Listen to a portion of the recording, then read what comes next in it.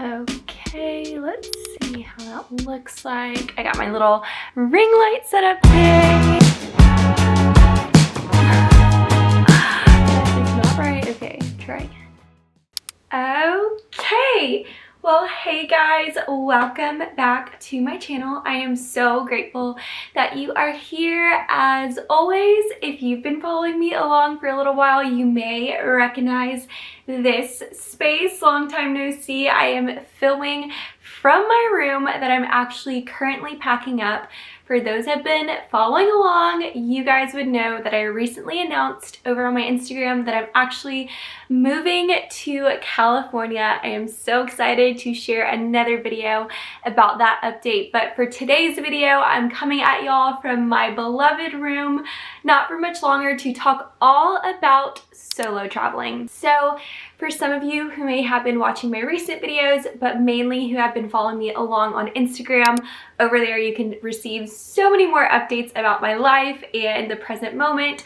But I am actually leaving to embark on a solo month of traveling in Europe, and I could not be more excited for all that I just know God is going to do while I travel abroad. So I wanted to film this video because I was receiving some questions about my advice for solo traveling, tips, safety, all that sort of stuff. And I have to disclaim that this is actually my very first time solo traveling. So I'm filming this from the perspective of someone who hasn't solo traveled yet and is about to solo travel for the very first time ever abroad, overseas, international. So let's get right on into it. A little bit of a backstory behind this solo travel trip that I am going on. It's actually such a God story within itself, but a few months ago, I just felt this like sudden desire to go to Europe. I mean, who didn't? I feel like if you've been following along on any sort of social media platform, literally it feels like everybody's been going to Europe. But even before the wave of European summers and European travel started coming up, I just was in prayer one morning and I just felt very clearly that I was meant to go to Europe. And of course, we're in a very wonderful time where, you know, borders are opened up again and it's given us the ability to travel again, which is so incredibly exciting. And so I just listened to that little inkling within my spirit and I was like, you know what? I really want to go to Europe. I wonder who could come with me.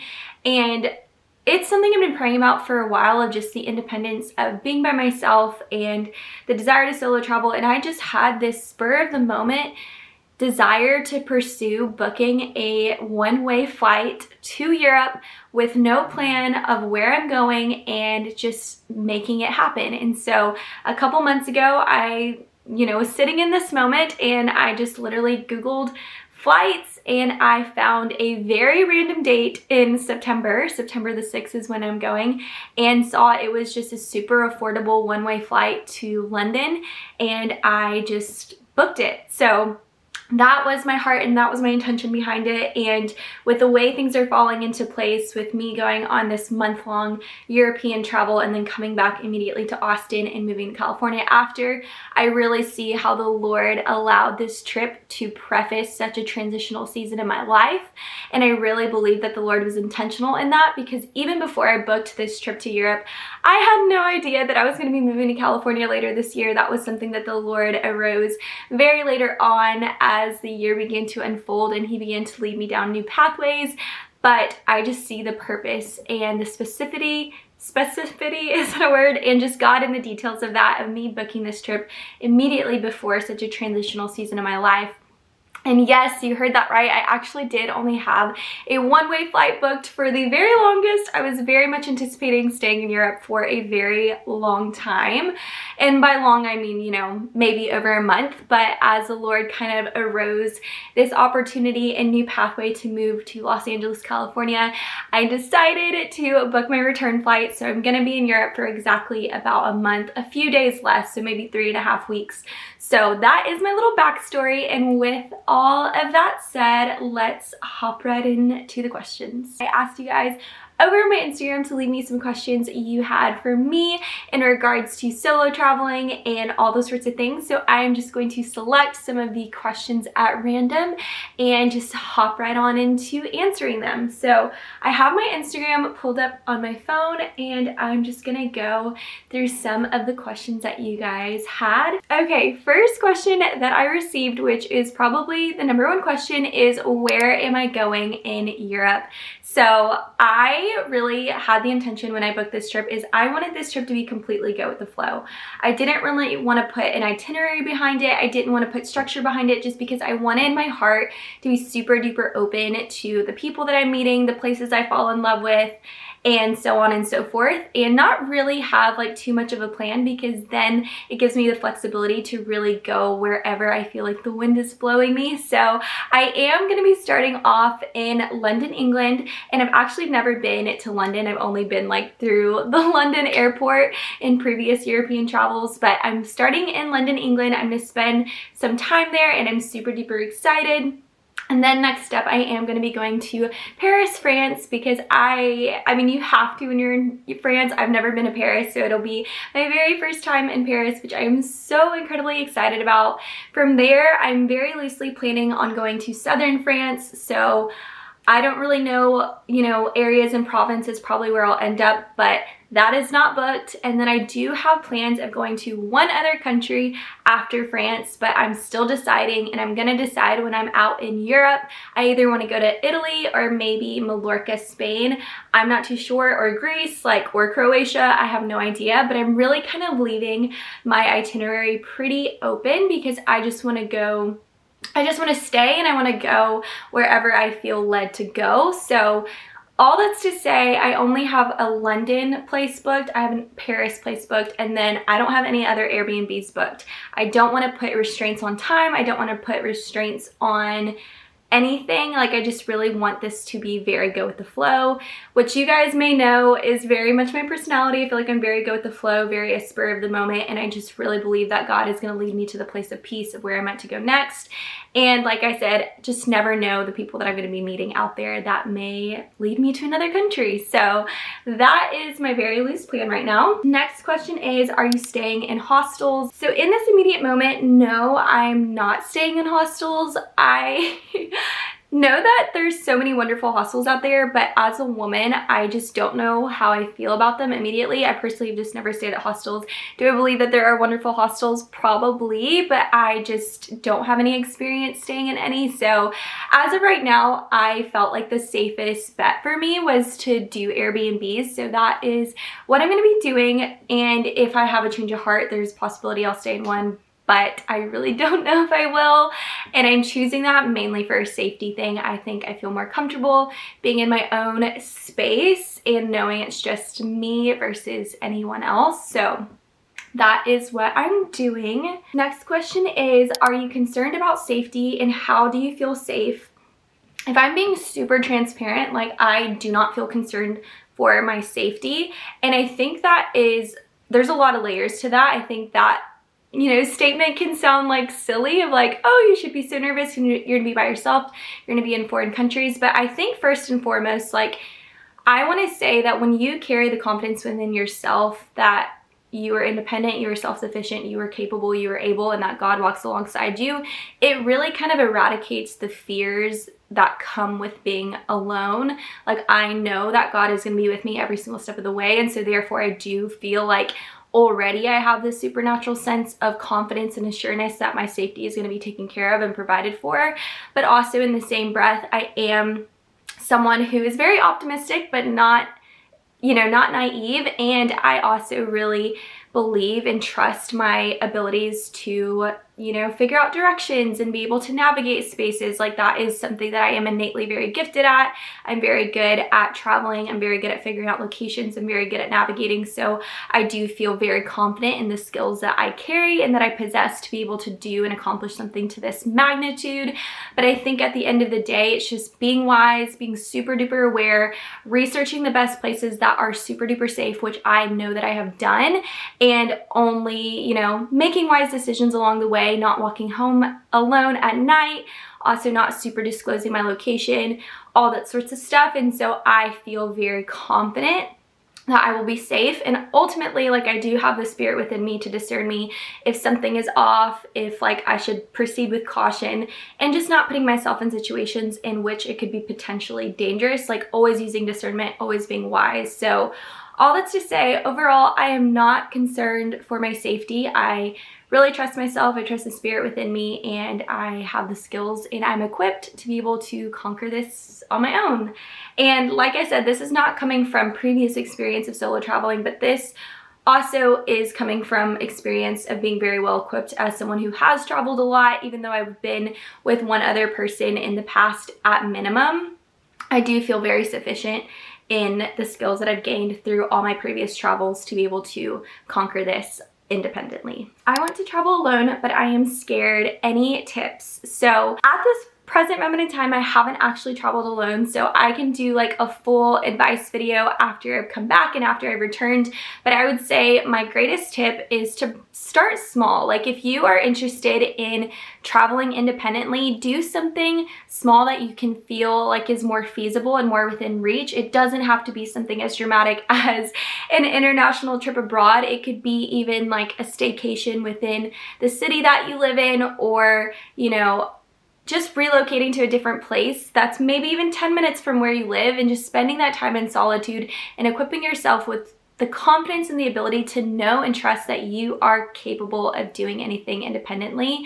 I think it is a really beautiful thing to feel so genuinely like you trust yourself and so confident in the qualities and characteristics that you carry, that when you feel like you can do something independently and on your own, it really empowers you in every single other aspect of your life. So I would say start small, look at a way that you can do something solo within the near future, even if that is just going and taking yourself on a solo dinner date, or taking yourself out to lunch by yourself, or doing something by yourself that you haven't previously done by yourself, or you've disqualified yourself in the past of being capable. I would say starting small is really huge. And I think as you gain trust with yourself, you'll feel more confident and willing and ready to be able to conquer something bigger like a solo trip. Okay, next question says, do you plan already where and when you are going to be eating and booking things, noting that you're going to be solo? So I do have some things booked of like musts that I wanted to go like conquer while I'm in London and in Paris and that sort of stuff. But for the most part, I'm very just go with the flow. I'm just going to figure it out kind of as I'm there. So do not have a lot of things booked. Like I said, only have two Airbnbs booked for like the 2 first weeks I'm traveling. The last like 2 weeks I don't have anything else booked. So I know that everyone's travel style is super different. I personally just like to go with the flow and want to feel complete freedom and independent decision to be able to make my mind up as I go. So that's what I'm doing, but I know that that doesn't work for absolutely everyone, but that is what works for me, and that is how I'm navigating my solo trip. This one says, do you go to fancy restaurants alone, and how do you have the confidence to do so? So yes, I do. And I think truly the confidence comes just from within. I've built a lot of trust with myself through the years of something that I'm so adamant about and so like advocate for is taking yourself on dates. Pursue yourself, pursue your heart, pursue time with yourself, romance yourself, do things independent, do things alone. You don't have to wait for someone else in order to do or achieve or experience the things that you want to achieve. And so yes, you can very much be expecting me to go to nice restaurants, be taking myself on nice dates. And I really think the confidence comes from just knowing who I am. Like, I have such a firm identity. I'm so honored to be in the presence of myself. I'm so honored to be in the presence of Jesus, who is with me always, forever and always. And so I think when I like go into anything with that mindset of like, it is an honor to spend time with myself. It is an honor to know myself well enough to feel confident to place myself in a public setting and feel so satisfied in just my own presence. That within itself is just an immeasurable gift. But I think it all has started for me in pursuing myself in little ways before I ever even went on this solo trip. I think it really starts with me taking myself on dates, whether it's, you know, taking myself to dinner here in the city that I live in, or taking myself to lunch, or pursuing quality time with myself, whether I'm journaling or reading or writing, whatever it may be. I'm someone who has been pursuing myself for a while, and I think therefore it gives me the confidence to trust my own presence when I'm by myself in public, if that makes sense. But I really think it just comes down to your identity. Like, when you know who you are, you know that it is such an honor to just spend that quality time with yourself. You don't need the presence of anyone else to enjoy things to the absolute fullest extent. And when you start shifting your mindset and you start believing that, then you get to really enjoy and embrace all that you are, your innermost thoughts, your innermost intentions, everything. So yeah, I can probably speak more to that too once I come back, but that is my short answer on confidence. Next question is, what is the best way to meet people when traveling solo?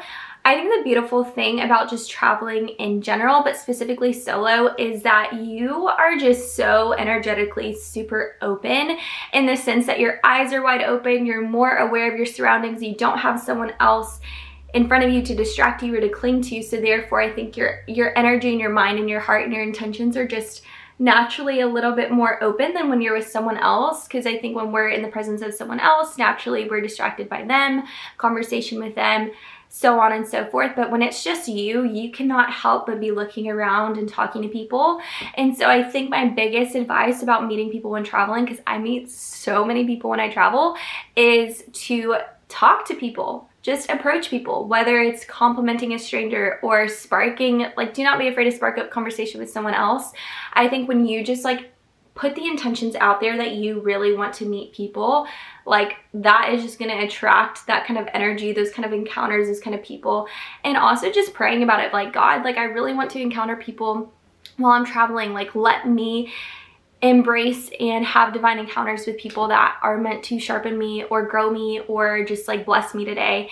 And when we put that intention out there and when we pray about that, like, it is bound to happen. I've seen it enough times in my life. So just trust me on this. Like, when you are by yourself, like, you are just magnetic in a way that you can't always be when you're with other people. So that is my advice on that. Oh, this is very similar. How do you start conversations with people? What do you do to ensure your safety?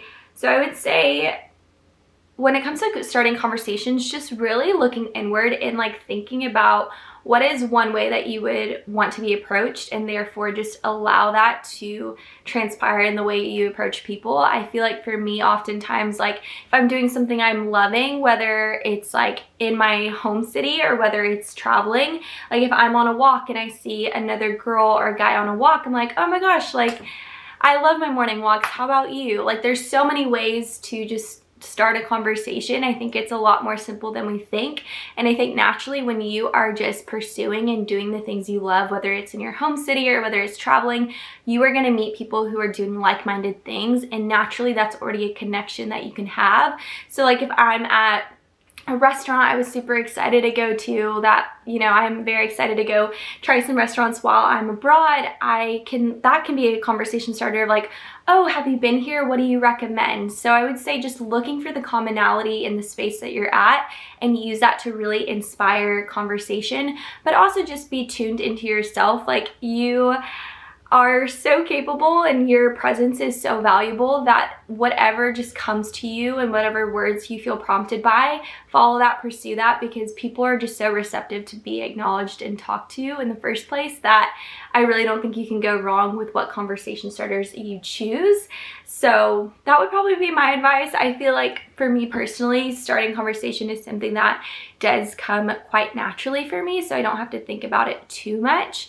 But yeah, I can give more tips too as well when I come back. Okay, this one is so funny. Do you just stare when you go out to eat alone?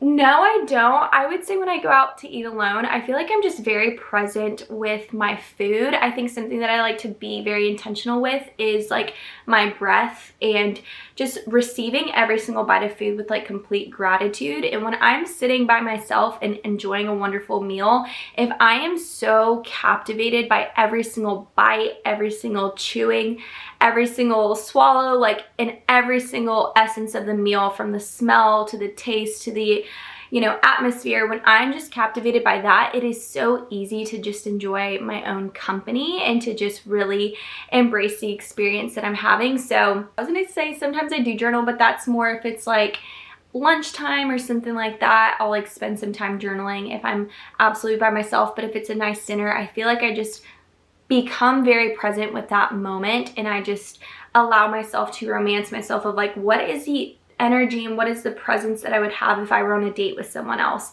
I would, you know, sit with my shoulders tall, and I would have, you know, beautiful table manners, and I would just enjoy every bite and show my appreciation. And so though there's not someone else sitting there enjoying it with me, I bring that same energy and that same intention when I am taking myself out to dinner. So I think that's all the questions I'm going to answer on solo travel. I am so very excited to take you guys along on this journey with me. If there's anything specific you want to see in regards to what I capture when traveling, or if you have any other questions or want some advice on solo travel, I will do my best to answer those down below in the comments. But please let me know what you think. I'm so excited to take you guys along on this special journey. I could not imagine doing this alongside anybody else. So thank you guys for championing me and loving me so incredibly well. Also, if you want to follow along and have more of a live view of all of my travel content, you can follow me over on TikTok as well as Instagram. I share pretty immediately over there if I'm behind on here. So follow along and tune into all of the wonderful gifts of this world and travels and all that sort of wonderful things. But thank you guys so much for watching. I pray that you enjoyed this, and I will talk to you guys very soon. Bye, my loves.